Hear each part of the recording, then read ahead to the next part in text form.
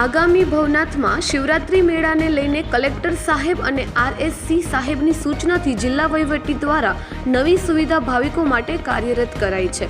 જૂનાગઢમાં આગામી 5 થી 8 માર્ચના રોજ શિવરાત્રી મેળો ઉજવવામાં આવશે, ત્યારે શિવરાત્રી મેળાના સ્થળો પર ભાવિકો સહેલાઈથી પહોંચી શકે તે માટે QR કોડના માધ્યમથી એક મેપ બનાવવામાં આવ્યો છે।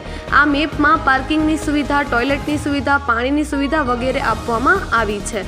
તેમજ આ સુવિધાનો ભાવિકો લાભ લઈ શકે તે માટે શહેરમાં Moti Bagh circle, Sardarbagh, bus stand વિસ્તાર, ગાંધી ચોક, રેલવે સ્ટેશન અને મજીવડી દરવાજા સહિતની અનેક જગ્યાએ હોર્ડિંગ્સમાં મેપ લગાવવામાં આવ્યો છે।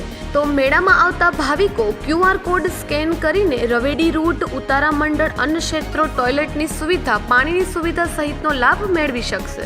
જૂનાગઢમાં આ સુવિધાનો લાભ પહેલી વખત શિવરાત્રીમાં આવતા ભાવિકો માટે આપવામાં આવ્યો છે। હું પાર્થ ચોટિયા, ઇન્ચાર્જ મામલતદાર ડિઝાસ્ટર। આગામી શિવરાત્રી મેળો 2024ને ધ્યાને લઈ માનનીય કલેક્ટર સાહેબ, માનનીય આરએસસી સાહેબની સૂચનાથી જિલ્લા વહીવટી તંત્ર દ્વારા મેળાના સ્થળો ઉપર ભાવિકો સહેલાઈથી પહોંચી શકે તે માટે QR કોડના માધ્યમથી એક મેપ બનાવવામાં આવ્યો છે। જે મેપને લઈને ભાવિકો મેળાના સ્થળે સહેલાઈથી પહોંચી શકે।